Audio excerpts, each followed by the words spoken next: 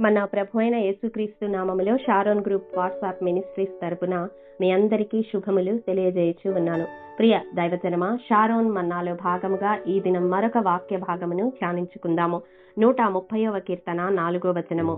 అయినను జనులు నీ యందు భయభక్తులు నిలుపునట్లు నీ యొద్ద క్షమాపణ దొరుకును. చిన్న ప్రార్థన చేసుకుందాం.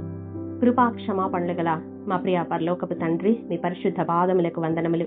దేవా, గడిచిన కాలమంతా నీ కృపలో భద్రపరచి మరొక నూతన దినమును మా జీవితాల్లో దయచేసి ఈ రీతిగా నీ వాక్కులు ధ్యానించుకున్నటకు మీరు అనుగ్రహించిన కృపను బట్టి మీకు వందనములు. దేవా, నీ వాక్యమును విత్తనై ఉండగా నీ సిలువ చాటున నన్ను మరుగుపరచి మీ బూరగా నన్ను వాడుకొని మాతో మీరే మాట్లాడమని, మీ మెల్లని స్వరాన్ని వినిపింపచేసి మా హృదయాలను తెప్పరిల్ల చేయమని ఈ సమయాన్ని నన్ను మీకు ఆధీనపరుస్తూ సమస్త ఘనత మహిమ ప్రభావములు మీకు మాత్రమే ఆరోపిస్తూ యేసు అతి పరిశుద్ధ నామం పేరట అడిగి పొందుకొని నాము తండ్రి, ఆమేన్.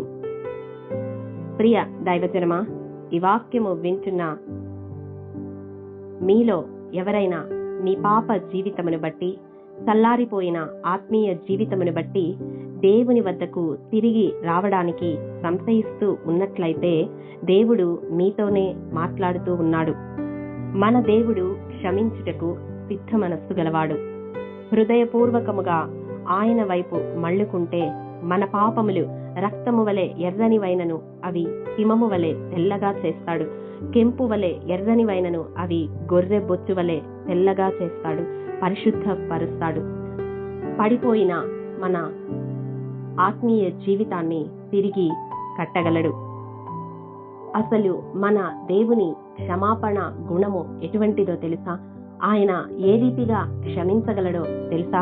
యెషయా గ్రంథము 55వ అధ్యాయము 7వ వచనము. వారు మన దేవుని వైపు తిరిగిన ఎడల ఆయన బహుగా క్షమించును. ఈ లోకంలో మన చుట్టూ ఉన్నవారు మనలను, మనము చేసిన తప్పులను బట్టి, మన పాప జీవితమును బట్టి అంతగా క్షమించే మనస్సు కలిగి ఉండకపోవచ్చు. కుటుంబస్తులు కూడా క్షమించలేని స్థితిలో ఉండి ఉండవచ్చు. ప్రియ సహోదరుడా, సహోదరి, ఈ వాక్యము వింటున్న నీవు ఒకవేళ అటువంటి స్థితిలో ఉన్నావా? అయితే దేవుని వైపు నీవు మళ్ళుకుంటే ఆయన నిన్ను బహుగా క్షమించేవాడుగా ఉన్నాడు. ఆయన కార్చిన రక్తము ద్వారా నీకు పాప క్షమాపణ అందించడానికి సిద్ధంగా ఉన్నాడు. ఎంత ఘోర పాపివైనా ఆయన క్షమించగలడు.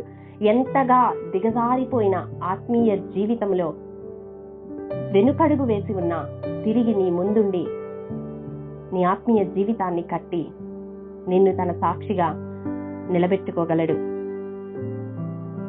మీకా గ్రంథము 7వ అధ్యాయము 18వ వచనం ప్రకారం మన అతిక్రమముల విషయమై మనలను క్షమించుటలో మన దేవునితో సముడైన దేవుడు ఇంకొకరు లేరని మనం గ్రహించాలి. మనం చేయవలసినది ఒక్కటే, దేవా పాపిని అని ఆయన పాదముల చెంత మోకరిల్లి మన పాపములన్నిటినీ, మన అతిక్రమములన్నిటినీ ఆయన ఎదుట ఒప్పుకొని విడిచిపెట్టే వారముగా ఉండాలి.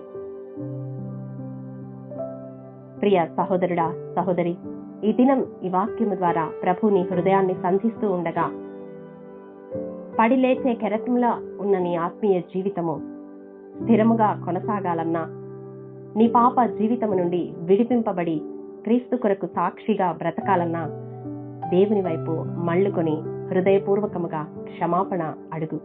ఆయన వద్ద క్షమాపణ దొరుకుతుంది.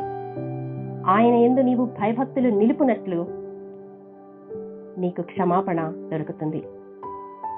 నిన్ను క్షమించడానికి దినమెల్లా లోబడని నీ హృదయం వైపు తన చేతులు చాపి ఆయన ప్రేమతో ఆహ్వానిస్తూ ఉన్నాడు. మరి నీ తీర్మానం ఏమిటి?